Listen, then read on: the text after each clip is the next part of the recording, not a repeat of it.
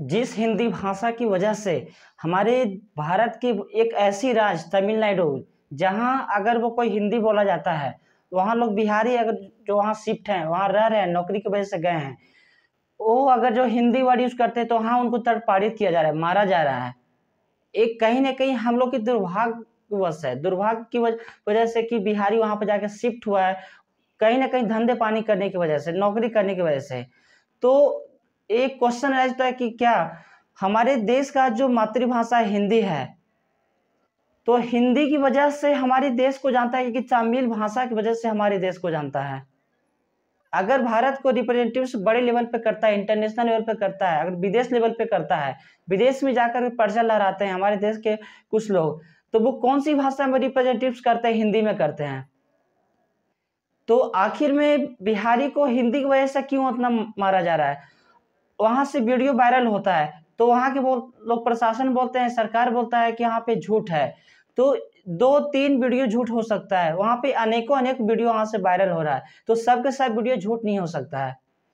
यही हिंदी भाषा की वजह से 15 अगस्त के दिन हमारे लाल किला पे देश को संबोधित करने वाले हमारे प्रधानमंत्री श्री नरेंद्र मोदी जी अगर देश को संबोधित करते हैं तो वो हिंदी भाषा में ही करते हैं। तो वो हिंदी भाषा वहां पे सिर्फ बिहारी नहीं सुनता है, बल्कि तमिल वाले भी रहते हैं, तमिलनाडु के भी लोग रहते हैं, चेन्नई वाले भी रहते हैं। तो क्या उस समय उनको कुछ प्रॉब्लम नहीं होता है? हमारे देश के महान अटल बिहारी वाजपेयी विदेश में जाके 2 से 3 घंटे हिंदी पे स्पीच दिए थे। तो क्या वो हमारे देश को तमिल भाषा की वजह से जानते हैं कि हिंदी भाषा की वजह से जानते हैं? हमारे देश के जीरो का इन्वेंशन करने वाले आर्यभट्ट जीरो के ऊपर 4-4 घंटा विदेश में भाषण दिए थे, वर्ल्ड रिकॉर्ड। तो हिंदी भाषा तो हिंदी की वजह से जानता है ना, जबकि तमिलनाडु को जो भाषा है तमिल, उनकी वजह से नहीं जानता है। आर्यभट्ट ने तो जीरो की इन्वेंशन किया था, तो उन्होंने पे 4-4 घंटा स्पीच दिया था, तो वो वर्ल्ड रिकॉर्ड और रिकॉर्ड कोई तोड़ नहीं सकता है। हमारे देश के स्वामी विवेकानंद जो विदेश में जाके उन्होंने स्पीच दिया था हिंदी पे, तो क्या वो कौन सी लेवल को रिप्रेजेंटेटिव्स करता है? हमारे देश को रिप्रेजेंटेटिव्स करता है। हिंदी भाषा की वजह से विदेश में लोग भारत को जानते हैं। अगर हमारे देश में अगर फिल्म ही बनता है, हिंदी में फिल्म बनता है, तो क्या हिंदी भाषा को लोग विदेश वाले नहीं सुनते हैं? क्या तमिल वाले नहीं सुनते हैं? तो उस समय उनको क्यों नहीं वहां पे स्टॉप किया जाता है? वहां पे क्यों नहीं तमिलनाडु में बैन किया जाता है?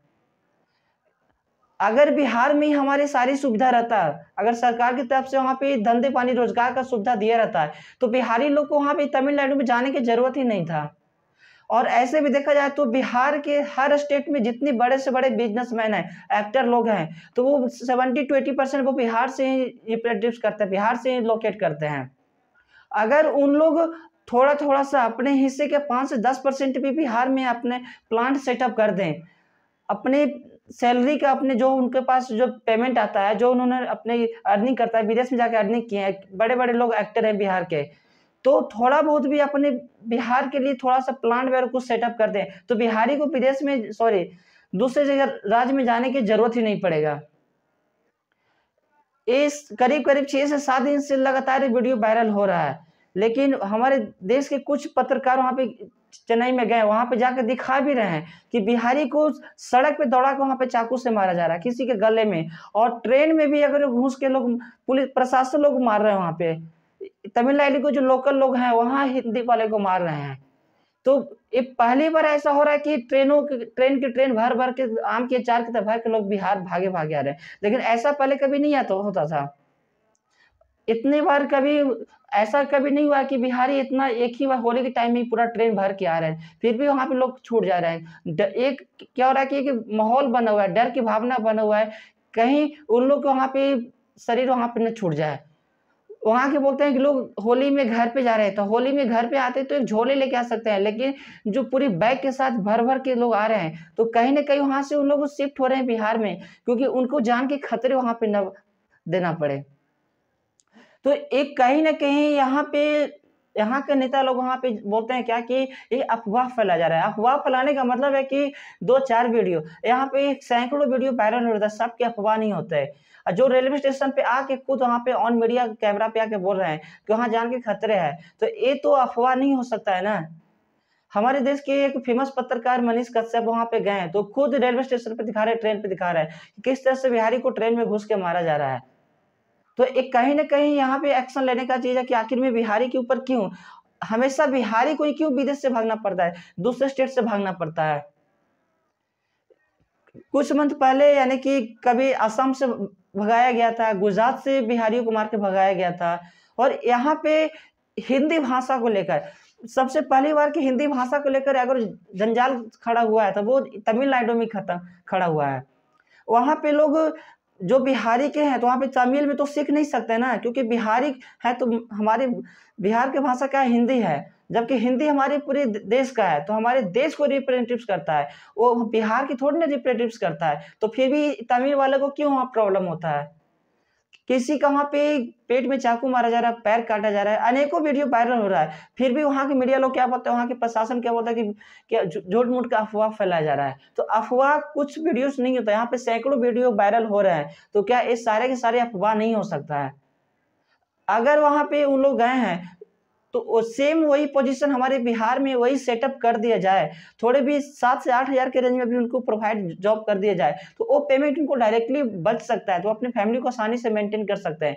तो विदेश जाने की उनको जरूरत ही नहीं पड़ेगा, दूसरे स्टेट में जाने का जरूरत ही नहीं पड़ेगा। तो कहीं ना कहीं हम बिहारी उस लेवल से डाउन हुए हैं कि हम अपने बिहार को प्लेटफॉर्म नहीं दे पा रहे, जिसकी वजह से हमारे बिहार के मजदूर लोग दूसरे स्टेट में जाकर वो अपनी फैमिली के लिए रोजगार ढूंढने के लिए जाते हैं। तो ये हम लोग के लिए एक बहुत दुर्भाग्यवश है कि अगर सबसे ज्यादा किसी स्टेट में अगर जो बेरोजगारी है तो वो बिहार राज्य में ही है। तो बिहार से ही गुजरात में भी उतने बिहारी बसे हुए हैं। गुजरात में तो 70% करीब करीब बिहारी हैं, बिहारी यूपी हैं। जहाँ जिस स्टेट देखो वहां पे बिहारी है, बाकी अदर स्टेट में ऐसा नहीं होता है। तो आखिर में कुछ तो बिहार में कमी है, तो ही बिहार को छोड़कर लोग जाते हैं। सिर्फ बिहार में हमारा क्या है, एक जनगणना का ज्यादा जोर दिया जाता है और शराब के प्रति ज्यादा जोर दिया जाता है। तो एक कहीं न कहीं हिंदी भाषा को लेकर वहाँ पे अगर जो अफ़वाह है, तो कुछ वीडियो की अफ़वाह हो सकता है, लेकिन इतने सारे वीडियो का अफ़वाह नहीं हो सकता है, जितने वीडियो सामने में आ रहे हैं। तो हिंदी भाषा को लेकर क्यों? क्योंकि हिंदी भाषा तो हमारे देश की भाषा है ना, हमारे देश को भाषा को दूसरे में रिप्रेजेंट किए हमारे देश के कुछ लोग। तो ये तो हमारे देश का गौरव वाली बात हो सकती है, लेकिन फिर भी तमिलनाडु में बिहारी लोग को क्यों वहाँ पे तड़पारित किया जा रहा है? उन लोग को वहाँ से भागने पे मजबूर किया जा रहा है। तो यहाँ पे कुछ न कुछ स्टेप्स लेने की ज़रूरत है, ताकि बिहारी वहाँ से जब तक सुरक्षित नहीं आ जाए तब तक उनको वहाँ कुछ परेशानी ना हो। और सेकंड राइट क्वेश्चन होता है कि यहाँ पे एक और यहाँ पे न्यूज़ आता है कि तमिलनाडु वाले बोलते हैं कि जो तमिलनाडु के जो लोकल लोग हैं, तो जो वहाँ की जो पेमेंट उन लोग रिक्वायर करते हैं, जो माँगते हैं, ठीक है?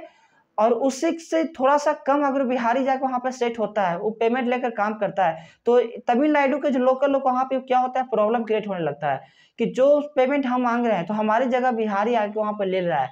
तो कहीं न कहीं ये यहाँ पे भी क्वेश्चन राइज़ होता है कि उन लोग भी जिस पेमेंट को रिक्वायर करते हैं, तो उससे थोड़ा कम में आके बिहारी लोग वहाँ पे क्या कर रहे हैं, सेट हो जा रहे हैं। उसी पेमेंट पे वहाँ पे वर्किंग कर रहे हैं। तो कहीं न कहीं मेन क्वेश्चन यहाँ पे राइज़ होता है कि ये होता है कि सैलरी फैक्टर को लेकर कि बिहारी लोग थोड़ा कम में भी जाके वहाँ पे नौकरी करना शुरू कर रहे हैं, जो पेमेंट उन लोग को दिया जा रहा है और जो पेमेंट रिक्वायरमेंट किया जाता है तमिलनाडु के लोकल लोग की तरफ से, तो वही पेमेंट की थोड़ा-सा कम करके बिहारी को वहाँ पे रखता है।